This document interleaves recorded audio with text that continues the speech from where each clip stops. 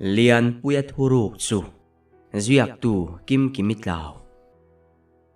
khuwa athiangin boru akanuam kher mai kan thian hova tui khura insuin kanin suk na lai vel hi kho chhung ani chi alova ma se khuwa po hlalutuk chu ani lem lovani thinglian pui adin khuba wangna dai nuama thliaron thot fu chang phei chuan avot lek zok hialani leni kain chu zo trep karon suk puyang che ti in kan zinga in suk tur nga ber leni chuka bia angai lo boruak nuam lutuka wangin kamuang lui ve mai ani hi kema point ka su zo thei lutuk alo tia chang zui lova pui ngei tumin kain suk sa chu tleu tumin tui kho lama chuan ka nuk na ya chutia thian te tongai thachunga ka thomna su ka tleu lai chuan ka sira chuan thilri rok thom ka ria arang zetin ka hoi ngal wat thil phezuai hi ka muwa chumi rual chuan ka thin phu arangin ka mul thi ading sung the engma ka mu chiang lova thil phezuai po ka mu suala ka ngai bok ka thin phurang ngal em ero ka hethiam lo tak azet ka lo wangi ro chu ani hau lo thung dini in tleu zo to chuan ka lo ti veange ti pa pekin min nam dat ta ka chuan ka har chuak thuta eng tiglain nge ka in suk chu ka tleu zo po ka helo ma se hi ka tleu zo miau si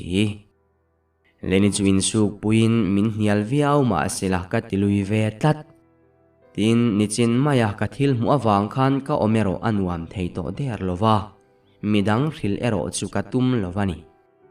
min en reng tu om ang main ka tu khum le bekvel hi azale mer thina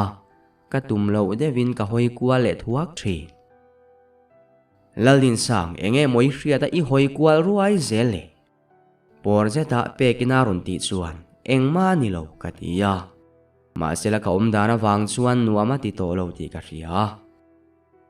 nie hetianga thok le khata ka om thut mai hi ke point mak ka in tia enge motak chu atheng chiang ani kan hondona chuan thli a thofura ama zonga boruak dai de unisi kha tuna thli thoero chu alum uap chur mai pe kilama tangin thli alo thoa a uap ngal churalom ti in zeli chu anui hara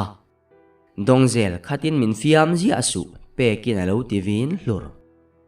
pe ki hi vun hang lam mani sela dum lutuk ti turero anilova kan thian jinga phei chuan lak ber jok hialani hetianga wang hian fiam hi aloa boruak lum chunga thu nei tu kan ti fiam thi ani poina hongai chuang lo tutia kan thomno theu kenga kan hong tur chu nung ka dola ka tu khum zamer mera wang chuan kan hoile le rama ma se ka thil mu awang chuan hoile le watin ka kal chak sot ka hoile rual khan tui khur thanga thing lian zet phena engemo tol lu chi ani om tak hi ka muwa ka en rei ngam talowani eng thil nge ni yang ti ka thiam lo tak zet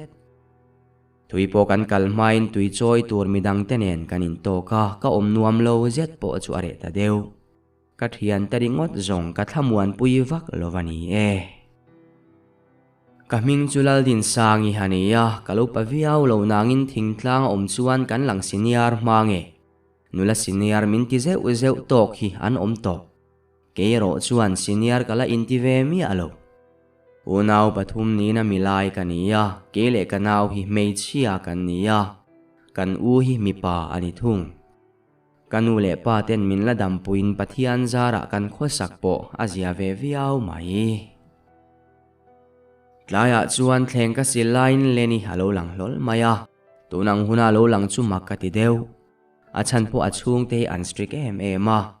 zanin khom le program tool bi ka omani lo chuan zara hian lenan phal ngai lo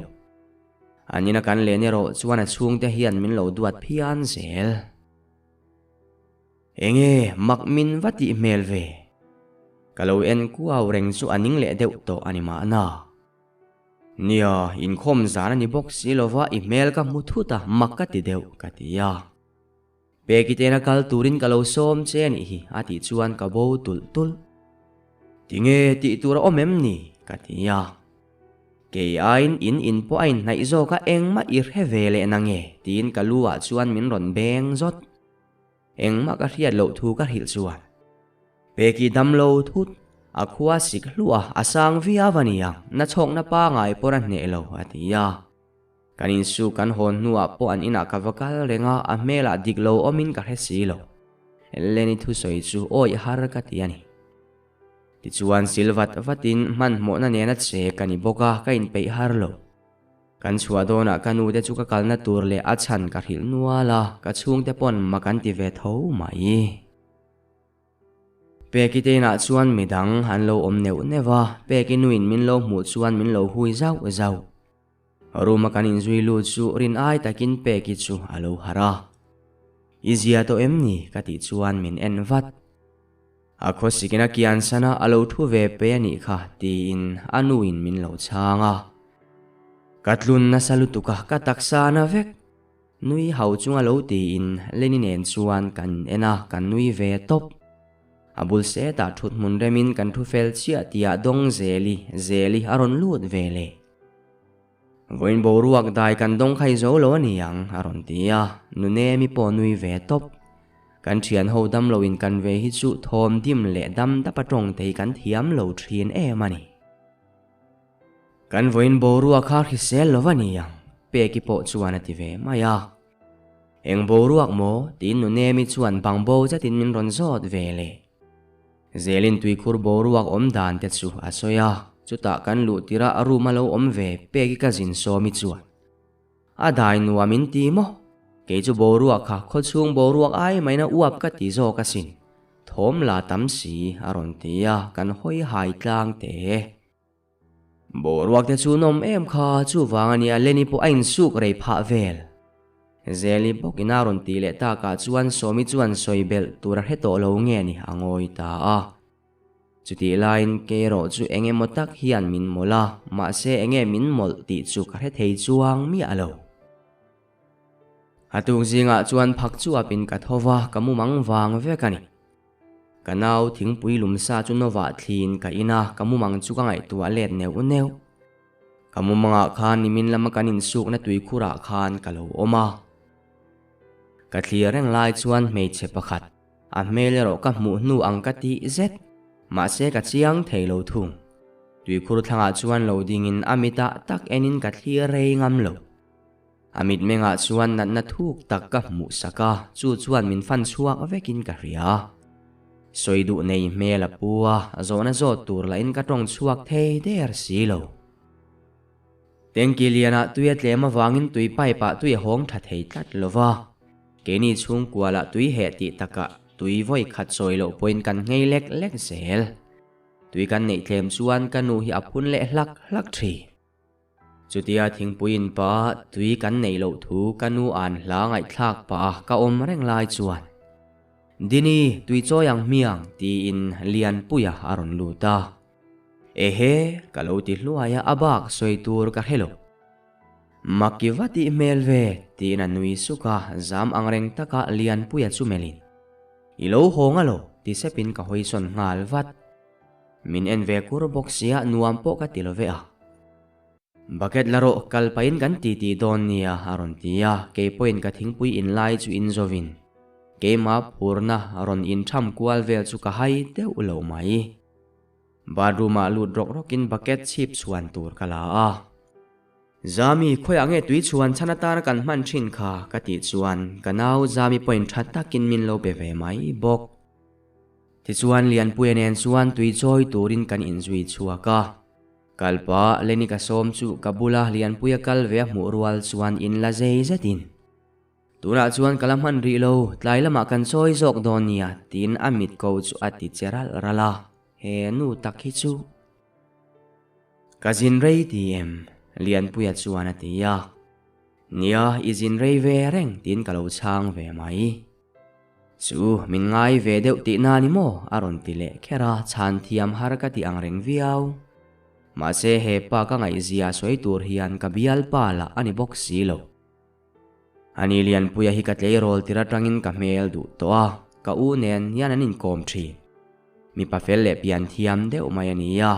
kan khua le a che vela na chuan a mela zia fu bok nen alak ve phian ama la mi pahoi har chi mei chemi zet ani bok ke ain uparhet ma sela ka u ngai lem lo kanina lo len chang point kanin kom ve na sa thina soitura riain mei chebula kam tha dan tur la resi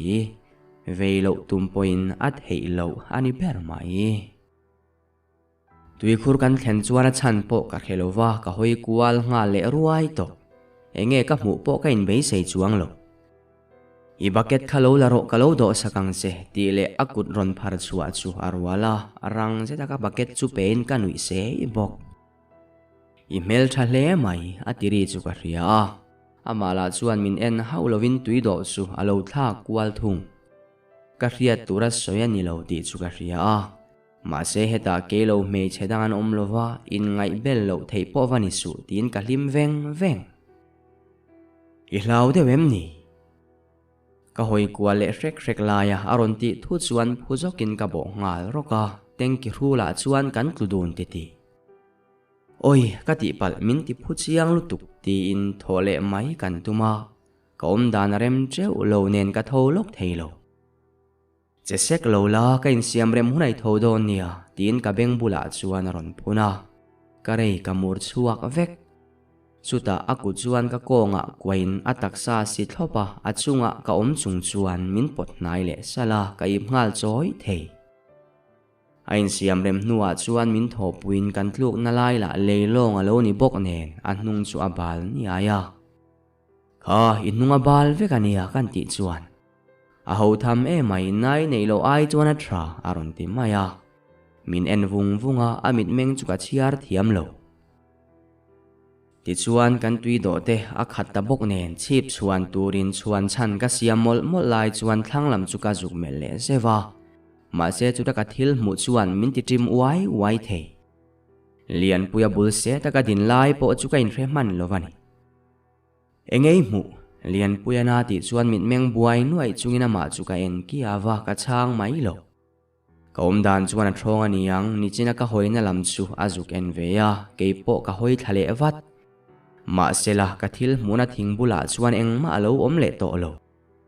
ni e ni chin lo kha chuan ni zan kamuma ka mu mei chia kha chiang lo ruain ka juk muwa phujok mai la ka te chuak hau lo ka kha a chi zo ta vek nge ti po ka in relo ve a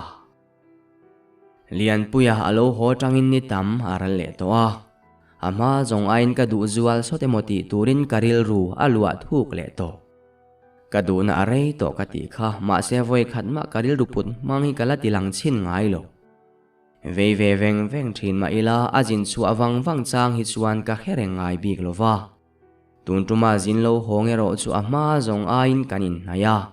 mai chana le message cha in biak reng ta ka chuan be se alo nei lo thei bik si lo ne katana ria thiam har tur tok vel trong tha thiamin be se ti sang viau turin om le ngai chuang si lova kanin kari ka soi fiat hiam lo hunin alaron ril mayang chu heti lai po hian mangchi ai ro kanei je uzewa ka mei se mu thin po kha ka mu jin nuwa chuan ka chiang tel achang chuan lungai mel em a achang le thip zet le thin rim mel em min en le ngor zel zantin kamuma ka mu thin hi nikum lama boral ta ufak te ania kamumanga alo in lar tira ka het suak thelo khamak kati tuna ero chiang fein ka mu to si kanu nena soin ani la chuanenga vak min ngai sak lova chu wang chuan ke point ngai that lo na nei ka du lo ma se zan tin deuh tho mu reng si chuan omero chu anuwa mi alo mai ani ufak te in oklum ni in athi na mun po tui khur hi ania athi lai vel hian kani te ompuin khodanga ka om daya chuwang chuan chanchin kim chang tak po ka helo mumang kania piang hian tui khura zel hian kalo om thin bok ne chuwang chuan tui khura po ka kal thadu to vak lo midang te po hian ufak te thi tir kha chuan an tri thum ti ka ria a tuna ero kum hial la veita ka chuan langsar taka an hlau thu hi soya om to lo thungani nikhachu leniteina zeli nen kan lenga pek ero ka som viau na in min nial tlat ri bor ma ila peki hom lo chu kan hlima kim lo dewani tet lai tanga inzui chot kan ni hlom bok nen kan kim lo hi chuan anom dan hi afam kim tlat lo tun lai chu lalpek hi ain la rang tlat tui choi tur point som chua har lutuk zelina ron ti chuan len nen kan bungat ngata nia message po endu lo reng reng lenin na lo ti ve vat a huat turin kan om nge moni keimar ria tham lek chuan katia Karlova zelin kan ti tia thak le thuaya peki ero kan soi zom to lo leninu leng lo ho chu aron phun lut le bor bora azia kan rechiang to bok nen kan lo uk sak lem lo ramlua I u puan hi nikum ma sa tang khan suro katito ruma tanga ron chuak chuan aron ti hlak laka oi iwahan do thei chiang tak nimina chiani khaisoi naktu ka kasumayang mintur et zelsu lenin porjeta ti chuan nuiring am si lovin zelinen kan dir char chara nie leni hi ramlua feli ania kan thian howero hi chuan leni kan ti dai thungani ti tur han soila hian mi hi inyal zat renga ha thak lutuk ati chuan ha rengang chu I phun renga phun reng le lung oilo reng hi chuan ha dam harasin alo ti vele zel anu fa in hau hi chuan lom om theite mayania nia leni a uap em hi tui khura chuan zukalang u I u puan chu kan suk puyang che u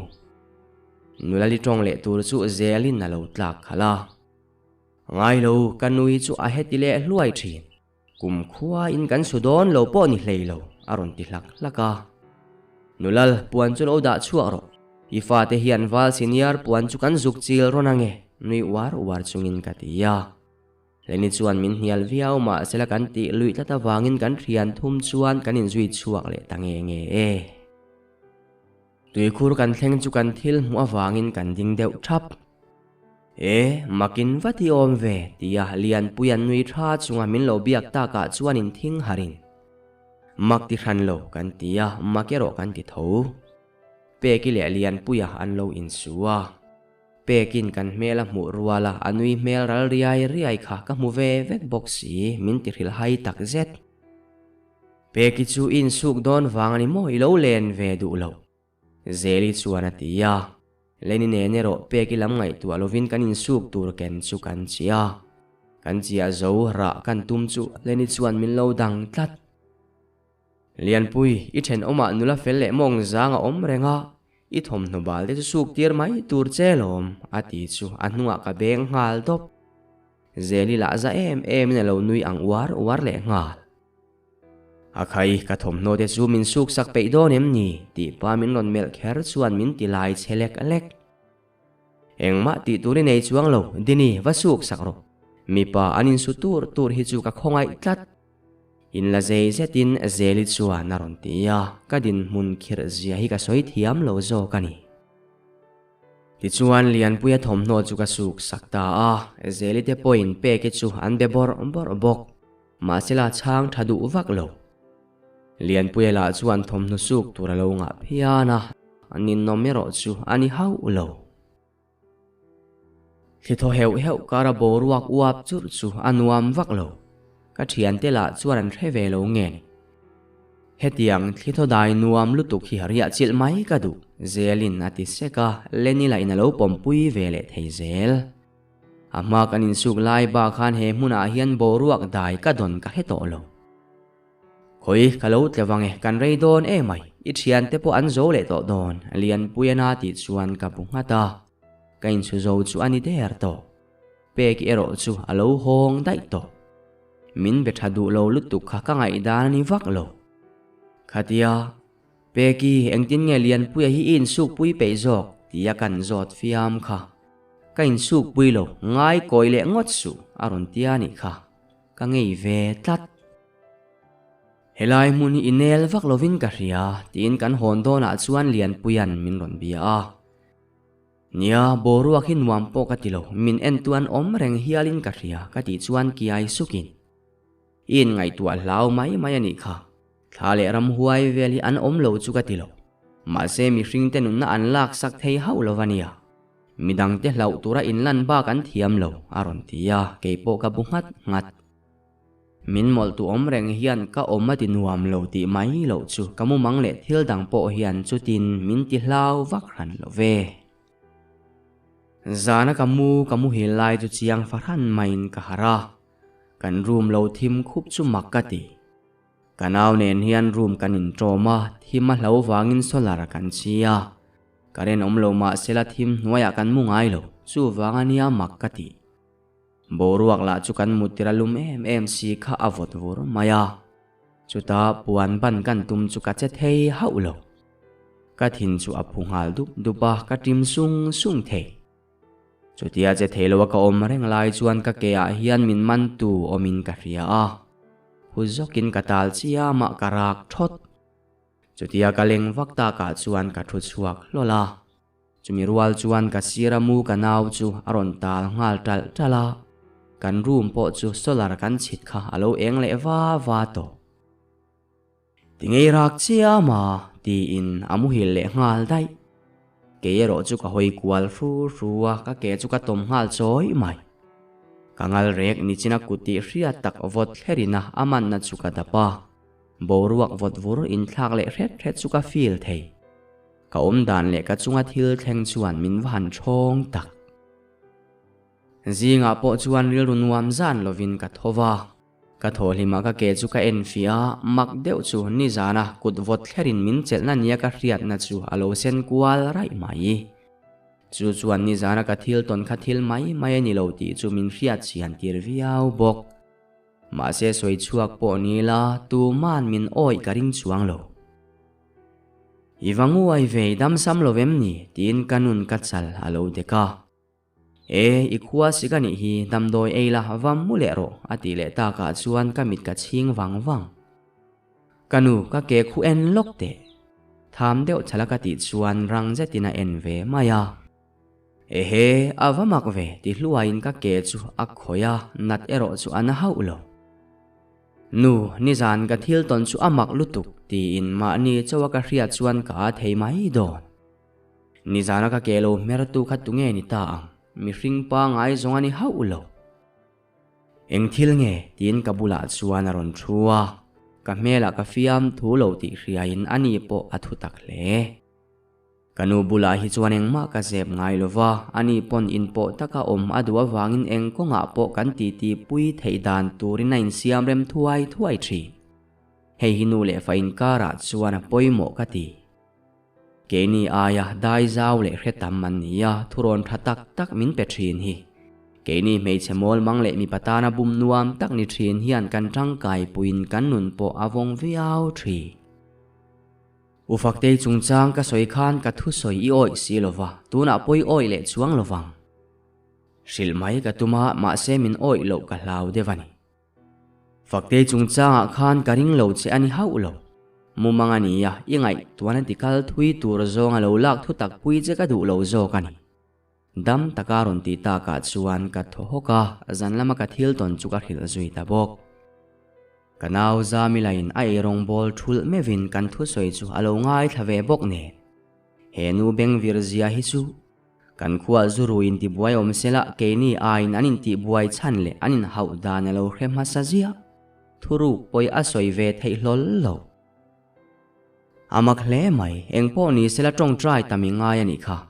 zami nang po i u thu soi kha ipa te bula soi chuak ri suang che tin kan thil ton chungoi bo pui turin min tia ke point soi chua waka tum lo hrim ti daila ufak te le ulian puya kha anin ngai zong ve man tiro kanu kanaw chuan aron tia anin ngai zon lai na lo ma boral fakte boral nuwa khan khuwa pom thadu lovin abo tawang wanga hei tu na aron lang le ta lolani hi ngai tua chian chuan lian puya hi akhongai thak tak zet kanu chuan aron tia zo chian ka tum lai takin anula mi kutuarin aborala athi dan le anung changkha soi chua zen chi la vanisu apa la riluna reng na borala angai zong vela khan phil hai devin tikhana kalsan vele a lian puyetan hi chuan khovel hi zonga nun rong ma chu ani aron ti zom mola lian puya chu kanu chuan khongai tak zet ti a hriat thei zona nga viau mai la ka zo chun zom du lo lian puya lo le nuwa ufakte kamuma ka mu thin hian inzom na anei ka ring tatlat nge nia inzom tir ka tum ti po ka helove buaina neu tong thin ma ila hun hi ading miau silo thlakata liam le meu chuan lian puya nen po in ngai zong ti tur chu kan ni ve to katlei rol chhuwa tir phada tanga kalo du ruk em thin mi pa chu ka bial pa ania tuna tan chuan ka hlimpui ri khop mai kanu hnena po ka hil veka min soi chiat sak lo line film khur turin min cha fo thi mi pa hi mun fa la ompui tam lo tur ati zia bok kan khuwa po kanin ngai zong ti chu kan ze big lo bok nen ria an kat nuk to poi kan ti dun lem lovani yang kan kher vak lo kamumang mak deu po kamang tangai lova thilton mak deu ka nei ta lo bok nen ka thoveng ri khop mai chuti line kan thian hovero kan rang ta viawa achan ber soi tur ka helo zeli le leni chu andang lam lova keile pe ki ero kanin betha hlei thei meu lovani lian puya nena kanin ngai zon ma tang dai to khan min betha du to lova om dan chu helo darin ka beluya tul vak lowa pon ina ka chuang kai fo bok ma sela om zia ero a om vak lovani hi lian puya ka chan ma pon ka thian te ka rona zeli le lenin ka du zia min thiat puya min phur pui viau line pe ki ero chuan abial nu apia ngan thi zel sia ngai zong lo mai ro min tia i hre chiang ami ke chuan u fak te chia kha ka ria sin tia kan chang chu i du lut tuk to eng po soila i oi chuang lowang areng renga iril rui siam fel vek to nuwa min ron kual to su min ti zeka ta khera kha chuan kalung oi ta bik lo ne min biak lo chuan biak le ka tum to lo hrim nu lian puya ina ka kallok dona nia o kati chuan kanu chuan min mel no lo khop mai kalchil fo su kati che kha engtin va om lo ma ula ama chawa omani boxi minan soidu lutukang cheu atia nie kanu soyang hian lian pui hi ama chawina oma du ninga tila hun thol kan nga lutuk ma se kanun me chetan ming chia ta ol tul to palo chuan teilut fo su min ti awangin kalut zen lo ma se nula le tlangwalin ngai zong ve ta chu chung te hriat pui lova in mu changa om lo thei lova makati em ro lian puya in thunun thei lutuk hi ani me chia le mi pain du ton tak om dun ta chu kan om mai bik lova ma se ngal tak le kham ngai khopina kho sangai lo chung te hlei chuan a bula om nuam min ti tirin inven wa ka ngai lo le ke ai ma to phuna ria te thilmak tak zong ani voin lama insu ka tuma wangin kanu chu kalei don chuang lo suk tura nei ve takin ka wazot zuwa yang katia kanuin min chan main ka u chuan vakal ro kanu po hi strict ma mani midis wareng tin pom sela soi turan ria strict po le anin mungra ni mai alo ti ve khawa a soi zo rualin min siai zeu ka uin la zei theilu tuk hi chuwa kanu poneng ma soi to lo wangin lian puya ina chuan ka kala anin kota chuan ding datin kik buai lovin lu mai kan tuma ma sela in chunga tong ria wang chuan ka lut ngal mai lo me cheo ka ria than tak mai hian kalo leng chui lom vak na nge atilar lara i lo te lu fo hi amoi hau lawasin thil thleng ngai mi alo tura kan ming che thei ka bial nu thian nui ni na la ya katan pu anuam chuang lo dam thapa lian puyana chan chuan pe ki chu zalo zetin nanuya pe ki nun ziai ka hethiam theilo tinge ka thian nu kher hi ngai zon kata na khom dan turi ir khelovem ni pe ki na ti le chuan thil om dan ka hethiam tran min du ma da atang to khan i thian nui ka du to hun tha om lo mai chawani tuna katan hun tha ain her chuaka engkong ma in buaina siam tum suang che ka ngai dan pela i cheni vai chuan alet le chui tuar pe kherin karing lo lian puya chuan atia palzamai mai chiani hau lo pekina chan le ma chuan kongka chuka kika a chan po min chan main tlang nel fe in kalu ehe in leng nei lo tin an thu soi chu hello ang main ka oma pekin thip fe in min mel ti po mureng mai la ka en du bik thak lo ka du na chuan ka sual thiam ve lutuk ka hong phota nge dini film khuro idu ai mai ni rai mayang ngei om zara ti paina nui ar ara tu ve mai na kan chan lo wang nge ni engma soi to lovina chua in thu soi ha ka riania o pekin min huat tla chan pok he thiam to katia min chang lo ka bana chelin thu thleng se ya chuan min thut puya thuman pok ani chuang lo ti mai la min kwan chu ka nara phal lo i thia nuwa wang khan i ril ru ti nuam lo du su nakina ala re ve maya ka beng bulvel nul thuak pa chuan atia aza ka ti chunui ar chungin katal ai tinge ka thinlung lu hi du tok mai lova ka thianu thinlung lo lak tel kher ni katia om lo ti deuh nge ni nui hokin ka chala min nem dot nang pui i mei chemi reu siangai zong inga viau to takang a engzat ngei nei to do soi mi alovin min han ril te katia a ho e mai ti muk ma sila ka tur se ka wanga thok hok pa in nang hi apani na atia ka oi vak lo ka van oi lo tak kan ti chuan nui suka takin dini min du tu chu tam takatong veng nge lo ma se ka tet lai ka thil ton te wangin mei chui ka nai pe ngai lo ti luina tel lo ka mei chen nai thei om chun le karil lulua khat tu ini aron tiril ruya karing lello ama saber chu ufak te khatiro ka ti chuan ngoi wanga ka soi chuak ta chu kain chir le no min chang kher su in tharung takin katia ole zanin chu lo kala ka thuru ka hilang che fakte chung chang po ati ta ka chuan tho huwa in ka bungat ngat kanu hena ka rei lowang ka ti takna a ka rei le viau to hon karota lian puya poi zanin chu ka lo ngak don chenia o tianui varin ka bungat ngata kakal chan ber athom nobal min pek chu pomin lian puya ina tang chuan ka chuak vele ta ani tlaya chuan zan ri ei kham nuwa ei mun vel ka ti fel lai chuan thom ri le huk thin ka ria ma se ka ngai event te chiam lo kanaw zamin hlangai tharing bok nen engma chiang tak point ka helo mun ka phia zo mun phia ka da that lai chuan zeli aron lang lola in chunga lo lu chuan ha ti ria takin thokal hal a mel la chu hlau thon mel bok si tinge ilo tlana mi tiwatin fridge chatui chu la chuakin ka peya alu thing nar chungin engma ir hello emni atia atho hal mai aha dana lo tlan thleng thakani mel engma ka riat lo thu le enge thleng ti chu ka zota pekin lian puyan min pong suala tia kan khuwa po abuai mup hi tuna po lian puya in kota mian pung kho mek wai me ruai tu ten lian puya in an veng ri top zelin naron ti chuan ka nging dota ka bing hal chuk mai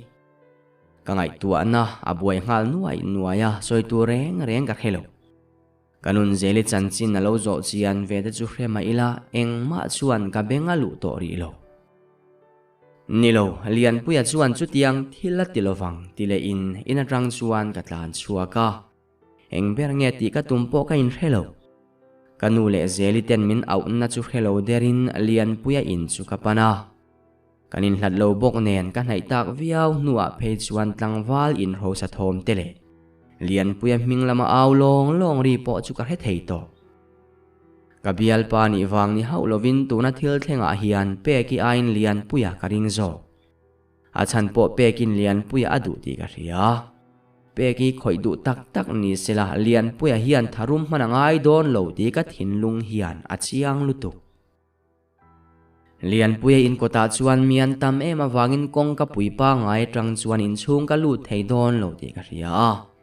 mi pui chu hel kualin in sira chuan ka kala tuk verlo in kau deuh ka mu chuan thohakin ka hoi kuala athim to bok nen tu man min ngai saklo boka arang jetin in chunga chuan kalu engei lo ti don tuk vera tang kalu chu in chunga lo om ka u chuan min lo vin khura ka u bula u soma po chuan makti jetin min lo en ve kur bok lian puya point min lo en vunga a mel por fable min meng buai nak chu ka en rei ngam lo kalai nat lut tuk hi ka tot up mai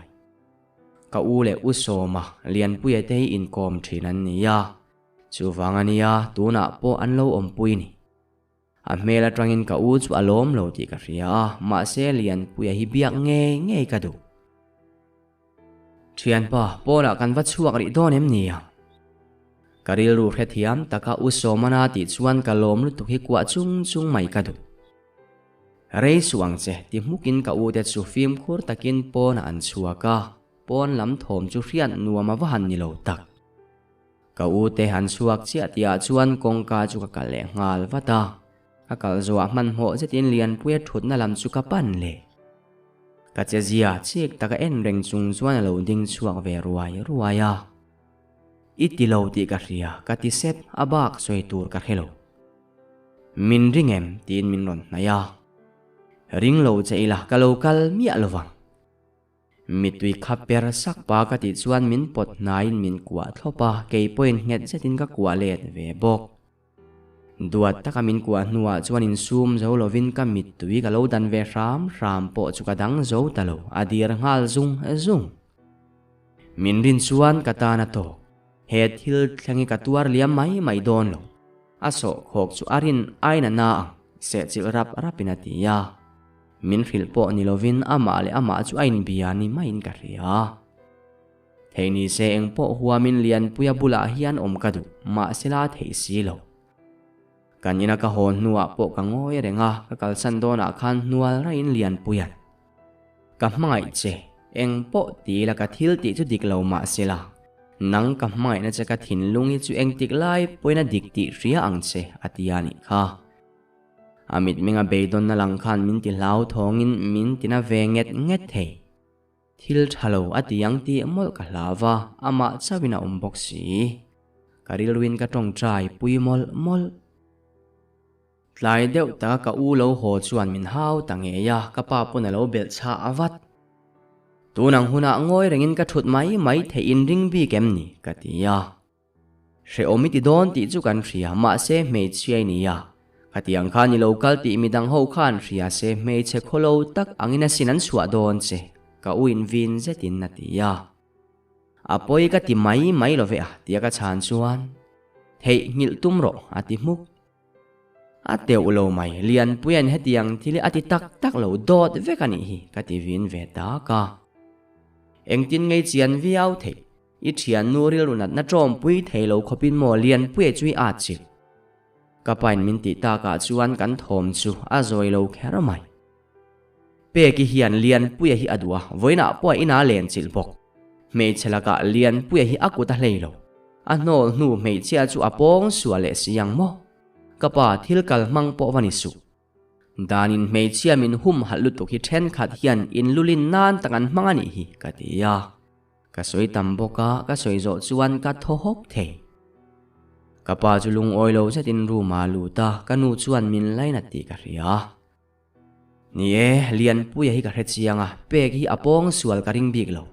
ma se fiana kan nei lowa chu wangin nang pon ngoi chuang che peki po muin thatakin komla udik chu do tin liama sela anget ve ngai lo lan chu ahuna nei le nge thi lian puyanen po chel tak in tuara ngai ani ka u chuan dam thlapatin ka dara ron beng thaka ruma min lu san chel takin ka tuaranga peki ero ka biak le to kher ka ring lo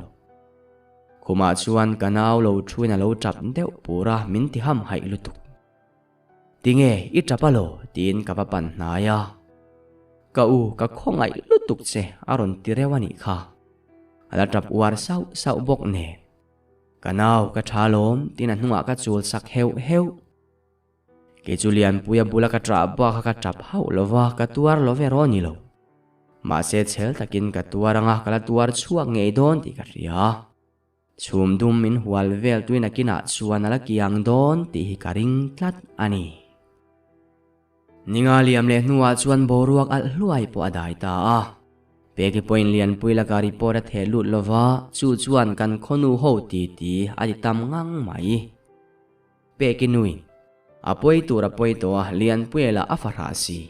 ati swal pomin ka fanu nei po anial silova report kher kan du talovani tina len na pianga soi kwala ka tra ti chuak lek nune mi rap thak zia ka ria afanu hian pong sual tok tak zet ni sela angoi mai don lo ti hi ka ke zung pui ka ria chian tluk zetin ka chiang ani khazana tang khan lian puya ka mule tami alova message de call taknial point min lo belo bia ka tumla in natlang thei box si lo ne anil ru buai le hreom da vin hun ka chiar liama ka u ne na tangin lian puya chu kan khuwa om lo ti ka ria athil ton khan hong ve hle dona ti buaya du ri lovani ringin biak po ka ngai tua ta bik lo ti hian alo le hun ka ngak mol ve top mayani chuti lai karin pe kitenu fatong kam thu pui fun lo zet riat rangi kaning thina zeli le leni pon pe ki chu an kom buai to lo rul to pa lo chuan ka len chuangai lo wangin an man chang min len pui mai thina ka tor nei min riat thiam puyani atir kha chuan pe kilama an tanga kepo min dem lek zeli nen pe chuan kanin hauna via vani kha lian puya achil via wa min ngain pe ki ka horim hima min ngaya ma se ka thian te hi mi an nilova thil thleng zong tele pe ki zia dang lam te chu an re thiam ve thuaya ka in soi fia po ngai lovin ka thian te hian thu dik chu an rewat mayani pe ki te hian dot moi tak soi zat ma sela thu dikero an soi bo thei chuang lo an dot soi tam ngai tuin mi tam jok hian pe ki te nu fa hi an ring vak lo ti ka ria kha le chen ka thian ani to na leina na chin nei ma ila eng po achunga thleng ta sela kan mel riat lo ang maka ka en liam thei ka ring bok zan ka mutui lai chu mjun chua kin min ti hara pe lo zetin ka tho badroom avazung turin ka zung zo badroom atanga ka chuak chu thil vot thler thur hian min ron teka ka ding mar zot karak chuak teu lutuk thil vot thlerina atona ka ban chu ka doma voile khata hlaunain min manin ka khur der mei che lau thong tele ruai thin thom ka riat thu dawang chuan ka tha zoi noka chuata ka thu sop ngal nuai ka hoi kwal ruaya thom chu khoilama tanga ri nge ka helo ka ria dan ber chuan ka beng chunga tanga lo ri ni main ka ria ka beng ka hupa ma sela zia si lo chutianga rei fe ka nuwa chuan ka thom riat chu alhariai riaya har sa ti taka thok lari rok thoma le nuwa are ngal duka chutare chian zia chu mak takani rang taka thovin ruma katlan luta thom chua mi alwa ka tuar thei kham ma kain ti zo khuma muin ka naw lama ka tol naya rizaya in lukhuin ka thil ton chungai tua lo ka du muthil tumin kamit ka ching wanga ma se ka har tul chutia nuam lo zeta ka lai chuan chia to thuan ron puang ta a ka phuna salu tuk chu ka in rin main thom ka chua mi thi ming ka riat phei chuan ka tho ngal zok the afamak ve kanuna tiri po ka ria ka uru matang point thom aron oma zami po lo harin min en kiawa a hlau thon mel tak zet kan mi thi chu ka thian nu pe king nge ani min thonga launa mak tak nei bok nen ka dan chu a hreom tak zet pe ki thina rong zet le run thak tak chuan kan khuwa chu min thong tak zeta alaka khongai na kalan tir le thei karin lo mi hring khan din hun cheber le thi dan pa ngai lo taka khovela chua san meu chuan kalorin lok ang khan karil ruwa sak thei hau lo kan thian ho chuan kan tuarin in nem ber tur po kan lovani peki ruang hi tui khur thlanga charin saruak vekalo omin atak sa vel chun na sataka ngai sakti riat takina duk thlua zaw vak lovina kak thlua bok aruangan mu hiana khong vek to a thina arei to ti a riat anu soidanin tlaya aleng chuak chu alo hon har ema wangin an zonga ma se kim taka an zon nuwa po an mulo nunemi hian ke po min lo ko ngeya alo len lo thuwa ka chan nuwa khan ngai that lo na ka nei chuang lo khania ti chuan tui khur konga mi pimare min tui khura kal thu soin tui khur lama an zong ta a chuta chuan a ruang an muta ni me athi dan chu chui zui viau ma sela rin hlel tur engma an mu lo wangin an ti top ta a pe ki chung te chu an lung oi thei bik lo ma sela ti thei dang om hek lo le lung oi lo tak chungin an pom ve ta ani peki borel trangakar ni na ka u nena trangin lian puya alo ho ti ka ria a khale chen min bia ka tum lo wangin achunga ka lom lo hle alo ho thu rema ila biak ma saka tum bik lo ka u chu aina leng ti ka ria a thil thleng te wangin tan chuan khot lai te vel kha anuam don lova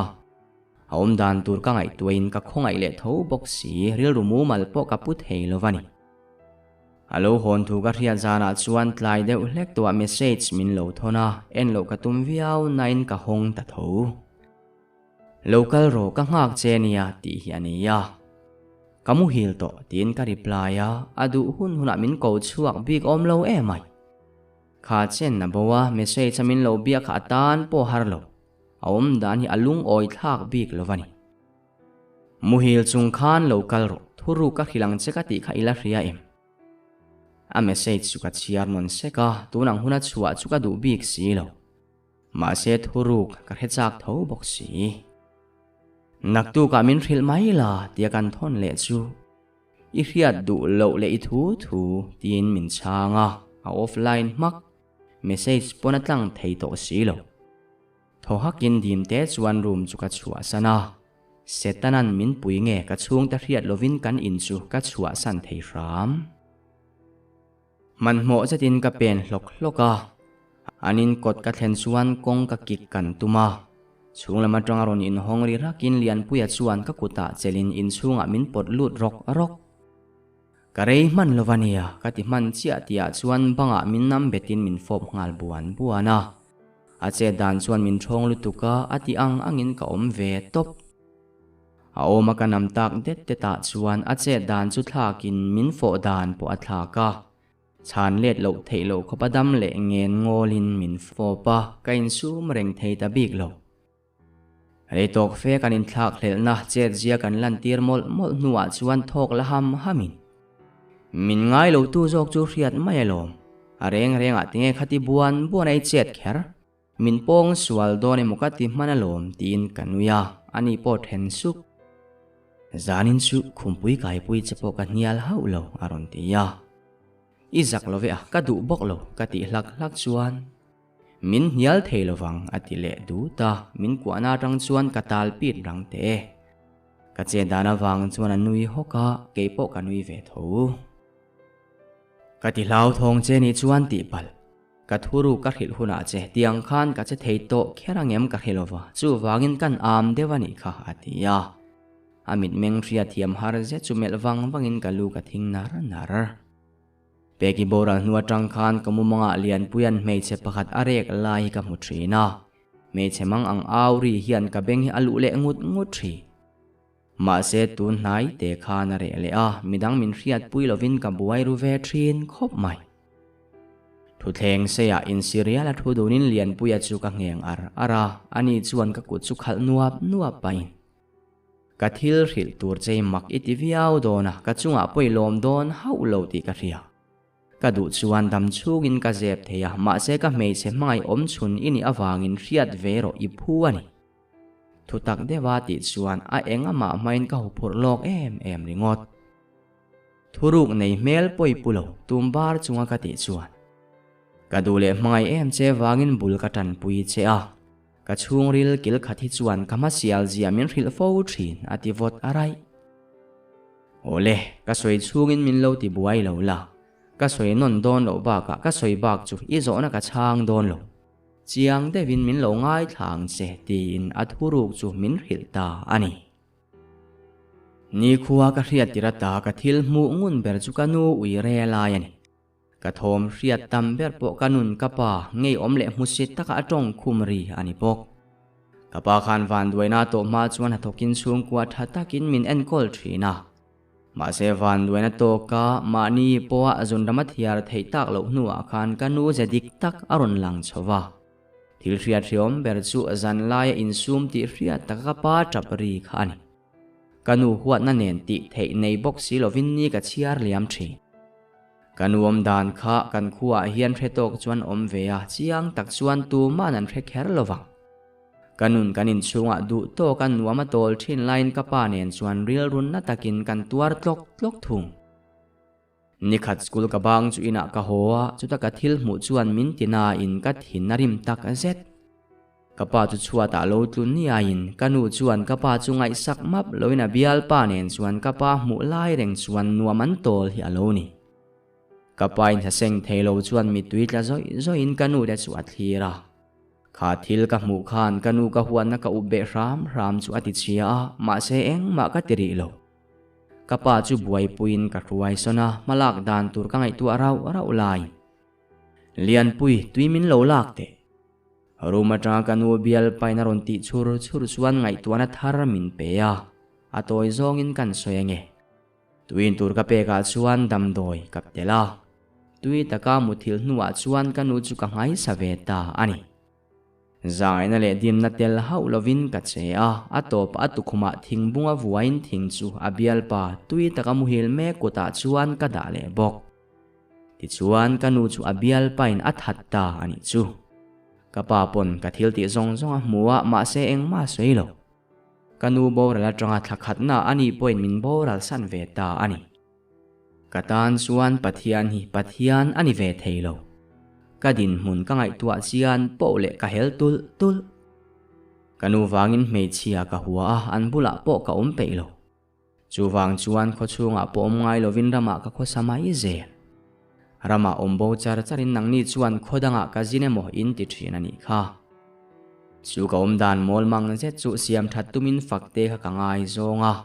mei che fel le that takani ringin kanu wanga karilu hel ta thin po abo ve the mai po karing ma se fakte khan karin na ati chezo le a mi padang nena an kho sadun lai ka phok le ta ani ti chuan ka thin rim chu ka thunun thei talowa ka that le ta a tui khura khan mani in ti hlum angin ka khai ta ni kha ti na ngoi de ta thokala kham ham nuwa nang ilo lang ve ta a ma point ka mu fo thin che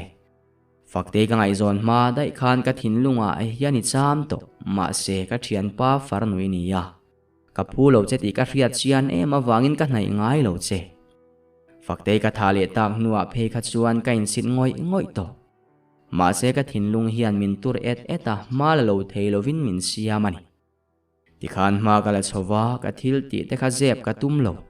ril chepo ka tum ril ruk areng line ka be seilovin thila thleng le ta si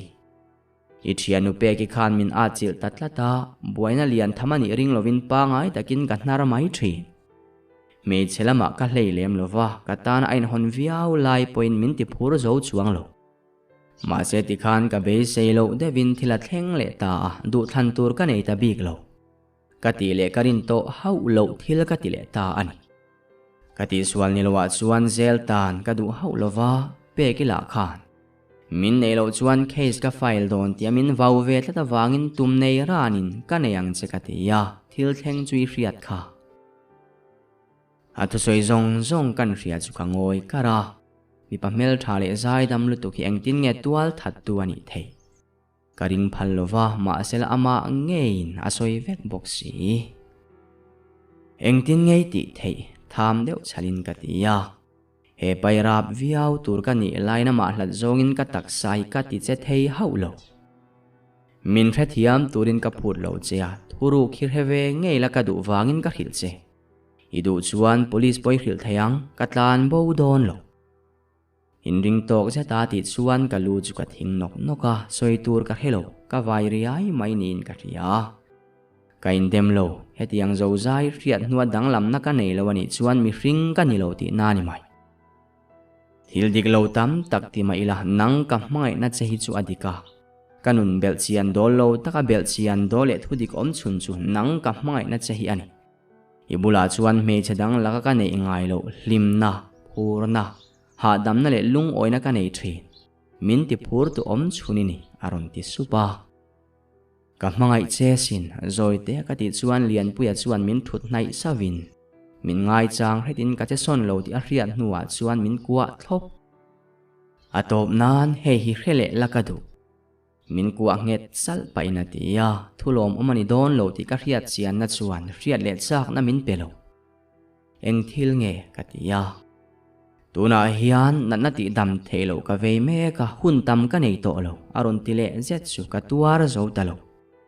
ka tap chuak hoka ka thil riat zong te zan khata riat ve ka tan zong arong in a riam ma ani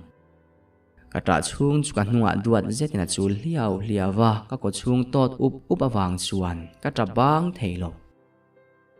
inat na chu adam thei to lo tak mo dam doi nai kal reng em ni ka o chu ari che ya brain tumor ka nei min ring lawani chuan solai do kana son doctor le kha ti in ako ka chet mai lo wang nge ni ama chuan do kana le kha chu awala a min pek ta ka chuan ka en ve mai ain entir na po alarei lo ti a ria min kalsani du chuan soila ke chu ka in thiar film thei police bula po min pe mala poi ka tilo ka thuru ka khil don che hian engkim ma chon turin ka in buat sai lok vek aron tia hun kamamu ani ti chawa changin uluk takin min mel wang i chung ten an riat main wa ho to ro atia ole engma ngai tual hau lovin muthil tumro katia ka chua santa ani zan khuwa in kain ngai tuwa thutluk na ka siam ta kami pa mangai hian atet lai tangin nun ha damna ala nei ngai lova pan lai nun duom hun rang ka chakan ti thin po nei ve lovin ring nun achiar chowa